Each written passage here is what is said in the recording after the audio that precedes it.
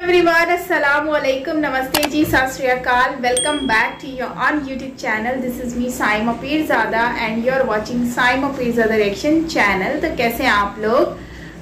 दोस्तों, आज का वीडियो हम देखने वाले हैं, बहुत ही ज़्यादा इंटरेस्टिंग सा वीडियो होने वाला है।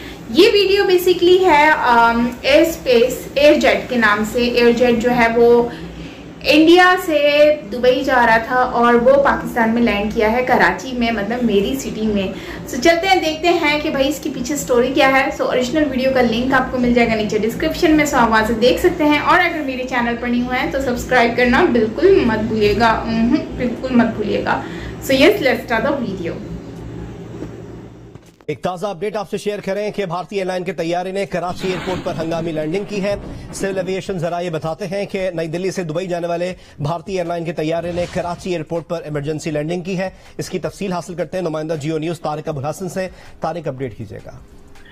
जी, ये PIA की स्पाइसी एयरलाइन जेट का तैयारा था, बोइंग 737 मैक्स 8, जो सुबह न्यू दिल्ली से बॉम्बे के लिए रवाना हुआ था, लेकिन दरमियान में इसमें फनी खराबी हुई, जिसकी वजह से कराची एयरपोर्ट पर इसे लैंडिंग की इजाजत मांगी और यहाँ पर इमरजेंसी लैंडिंग की है। तकरीबन 150 से ज्यादा मुसाफिर इस तैयारे में मौजूद हैं और जो हमें CA जराये ने बताया वो ये कि तैयारे का फ्यूल लीक हुआ है, जिसकी वजह से तैयारे को यहाँ इमरजेंसी लैंडिंग करनी पड़ी है और ये बे 72 पे पार्क किया गया है, जहाँ पर अभी इंजीनियर तैयारे का मुआयना कर रहे हैं और उसके बाद ये तय किया जाएगा कि यहाँ पर जहाज की मरम्मत के लिए रुकेगा या दूसरे जहाज के जरिए मुसाफिरों को यहाँ से मुंतकिल किया जाएगा।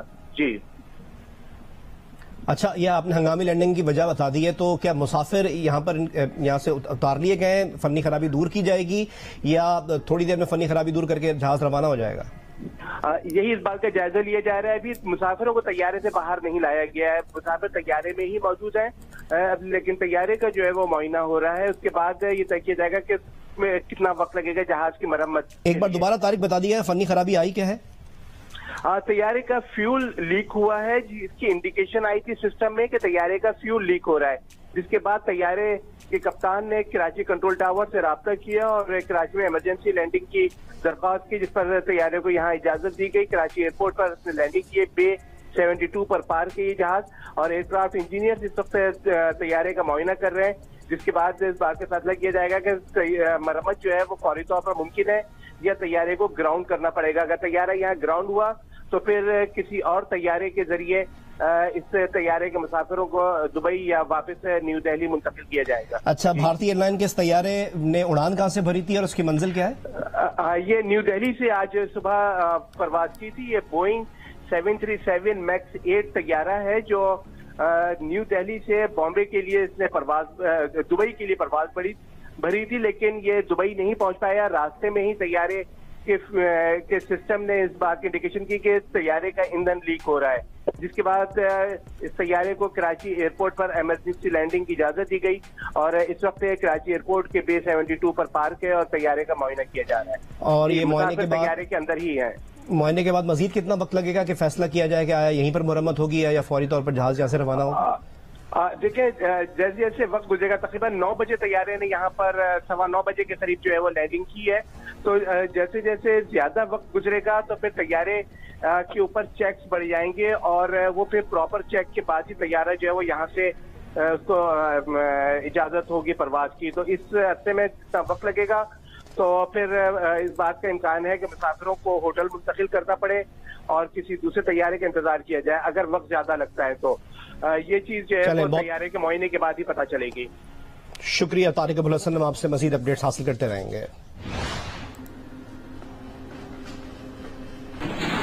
आम खबर दें आपको, भारतीय एयरलाइन के तैयारे की कराची एयरपोर्ट पर हंगामी लैंडिंग। नई दिल्ली से दुबई जाने वाली परवाज में फनी खराबी पैदा हुई थी। जराये का ये बताना है कप्तान ने कंट्रोल टावर से राब्ता करके लैंडिंग की इजाजत मांगी। इजाजत मिलने पर भारतीय तैयारे को एयरपोर्ट पर उतार लिया गया। तैयारे में 150 से ज्यादा मुसाफिर सवार हैं, CAA जराये का ये कहना है। तफसीलात जान लेते हैं इरशाद संजरानी से। इरशाद, मजीद क्या मालूम हो सका?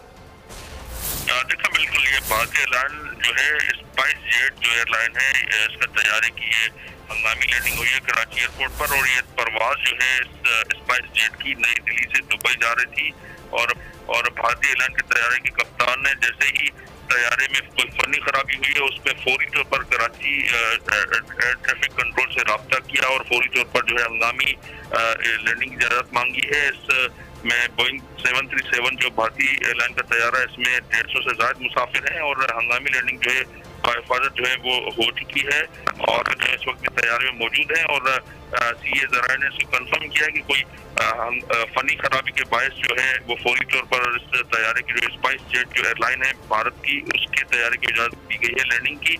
और ये तैयारा जो है 150 मुसाफिरों को लेकर जो है दिल्ली से भारतीय तैयारे की फनी खराबी के बायस कराची एयरपोर्ट पर हंगामी लैंडिंग हुई है। इरशाद, बहुत शुक्रिया, आपने अपडेट किया।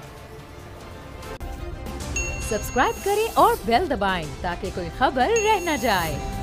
सीधा हमारा आज का वीडियो जिसमें आपने देखा कि किस तरह से एयर जेट जो है वो आता है इंडिया से यूएई के लिए।